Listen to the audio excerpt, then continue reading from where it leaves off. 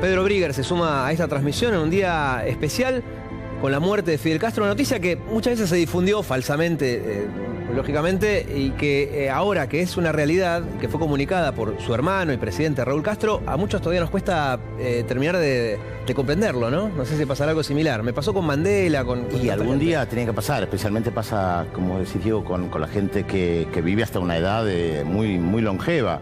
Pero sí, algún día tenía que pasar y efectivamente pasó. Se va a una parte importante de la historia del siglo XX, siempre en esta relación de amor y odio con Estados Unidos.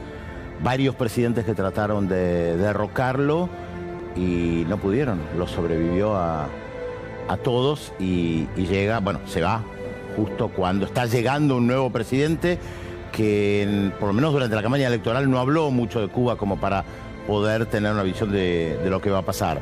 De todas maneras. Sí habló de Guantánamo, por ejemplo, de mantenerlo, digamos, de manera más férrea e incluso también incrementar la cantidad de prisioneros allí. Hablábamos con una periodista que ella se catalogaba de independiente, de hecho fue bastante crítica respecto al régimen castrista, pero ella decía que desde el punto de vista estratégico no tiene sentido Guantánamo. Para mí me parece que tiene un peso político propio bastante importante. Ella también atribuía a Guantánamo como si fuese un punto de intercambio, ¿no es cierto?, en una pulseada entre los Estados Unidos y Cuba como uno de los temas más, ¿no? Más que estratégico. Sí, porque estratégico obviamente ya sabemos que no es, pero desde el punto de vista político sí. Ahí está la cuestión política, donde a veces vos mantenés algo para negociar. Sí. De la misma manera que para los británicos hoy Gibraltar no es necesariamente estratégico, ni para los españoles Ceuta y Melilla en el norte de África. Guantánamo, recordemos que fue cedida entre comillas a los Estados Unidos a comienzos del siglo XX, y que Estados Unidos se quedó ahí y tiene una base naval y tiene una prisión que le viene muy bien porque marca un vacío legal.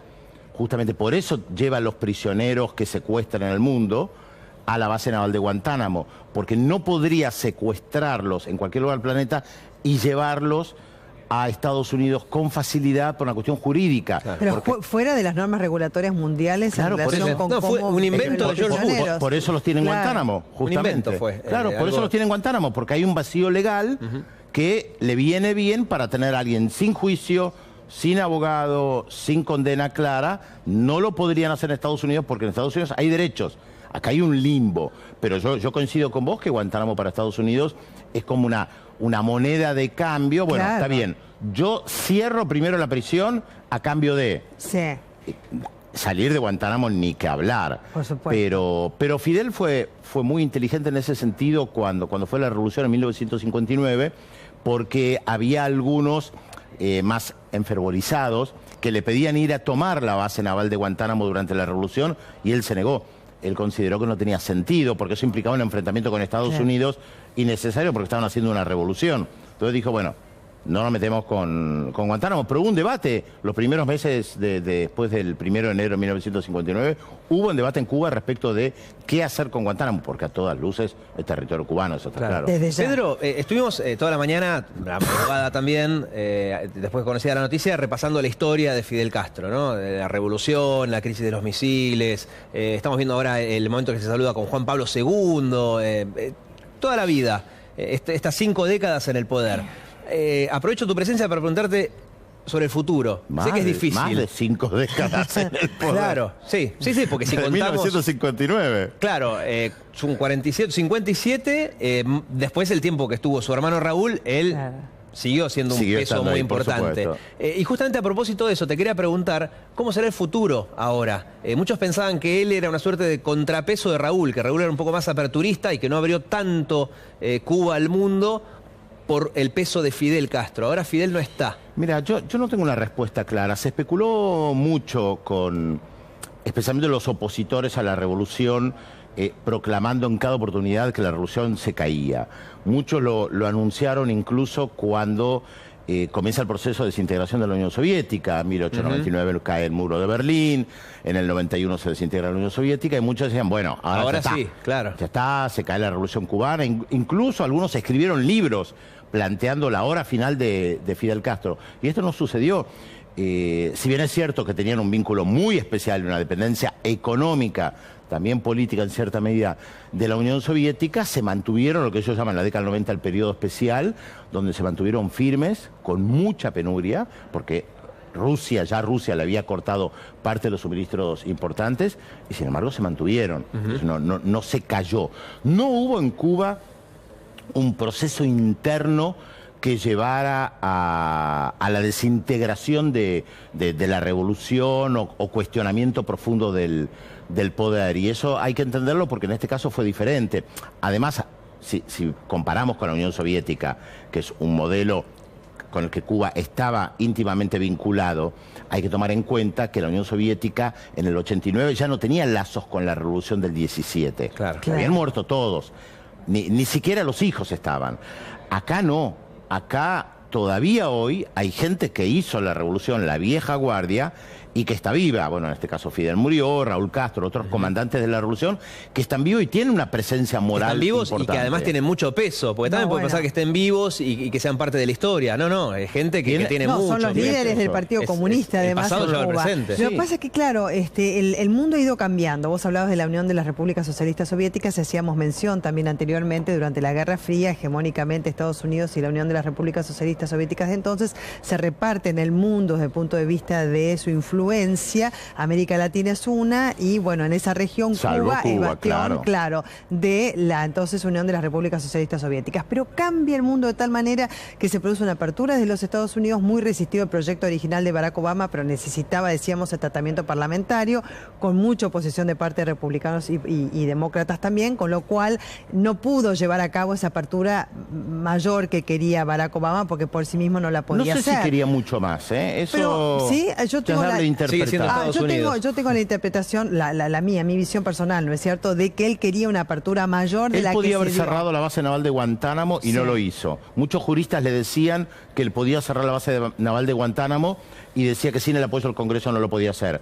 Fíjense que ahora respecto de Trump, ya el exalcalde de Nueva York, Rudolph Giuliani, dice que hay muchas cosas que Trump puede hacer sin el Congreso. Por ejemplo, el tema del muro. Claro, pero no esto. Para esto necesitaba la aprobación del Muchos Congreso. Juristas le decían que no, que lo podía hacer. A ver, no nos podemos meter nosotros a analizar una constitución de Estados Unidos cuando los propios juristas estadounidenses no se ponen de acuerdo. ¿Quiénes somos nosotros para opinar? Podemos reflejar las diferentes posturas. Pero tiene mucho costo político si vos no pasás por el Congreso. Ahí está el tema del costo político. Por eso Giuliani dice, si él quiere, puede avanzar sin el Congreso. Ahí está el tema del costo político. Obama, yo coincido con vos, a mí me parece que no asumió el costo político de iniciar la apertura antes o de cerrar la base naval de Guantánamo, que además le viene bien por lo que habíamos hablado. De todas maneras, si uno piensa que estos dos países vecinos, dependientes entre sí, que están a apenas 150 kilómetros, increíble, que tenían una ruptura durante décadas, si uno lo mira desde lejos, es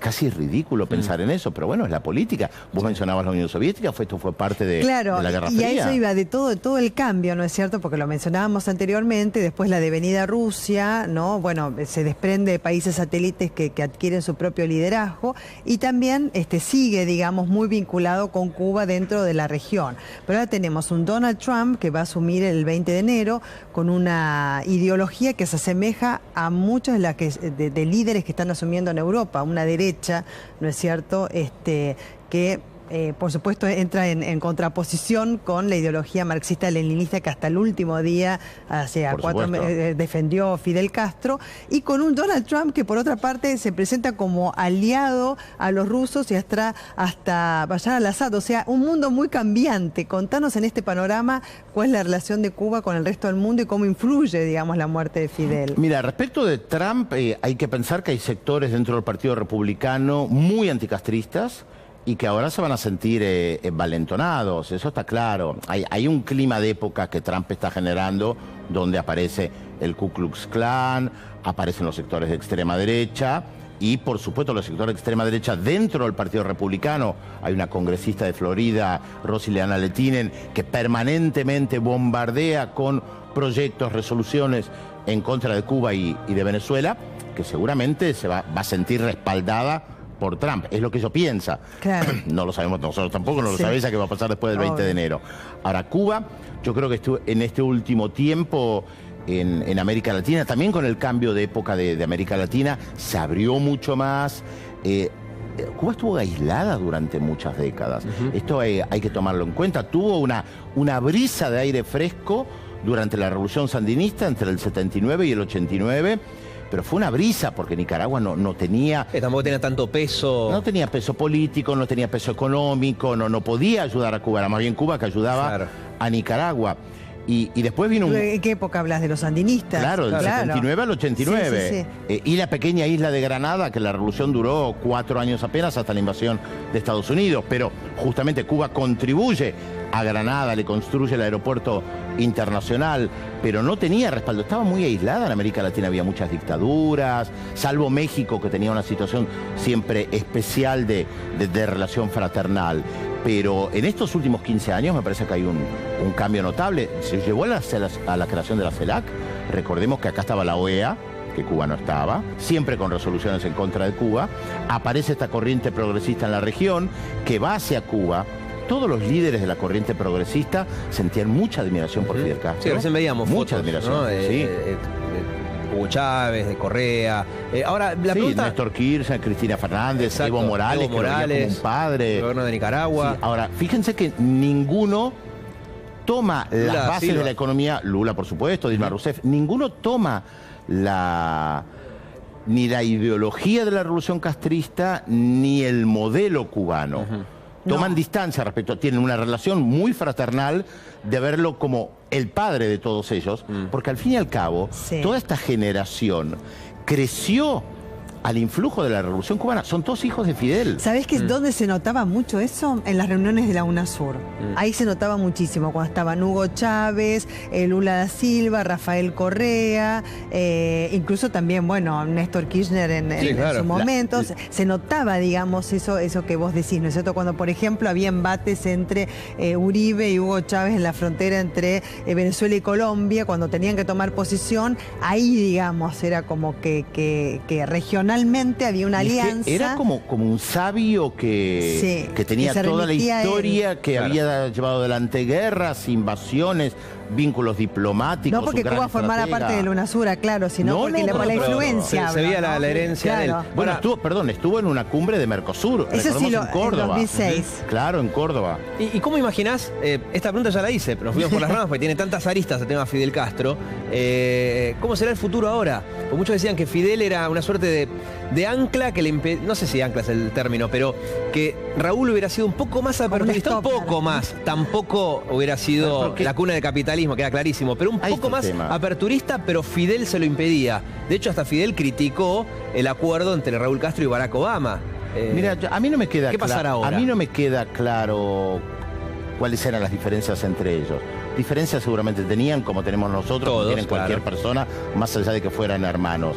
Pero me parece que en lo central estaban unidos. Ahora, ¿te acordás cuando Fidel dijo, o lo escribió en realidad en Gramma, no queremos las migajas del imperio? Cuando, insisto, el mundo, no sé si el 80% del mundo festejaba este acercamiento entre Cuba y Estados Unidos. Tal vez era una especie de Fidel Castro iba a contramano. Tal vez era una especie de alter ego. Policía bueno, policía malo, alter ego. Que puede decir algunas cosas que tal vez Raúl Castro, que está llevando adelante como para no entregarse del todo.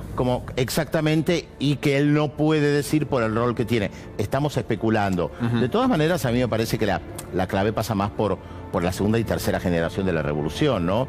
Aquellos que hicieron la revolución conocieron y recuerdan la miseria en la que estaba Cuba antes del 59.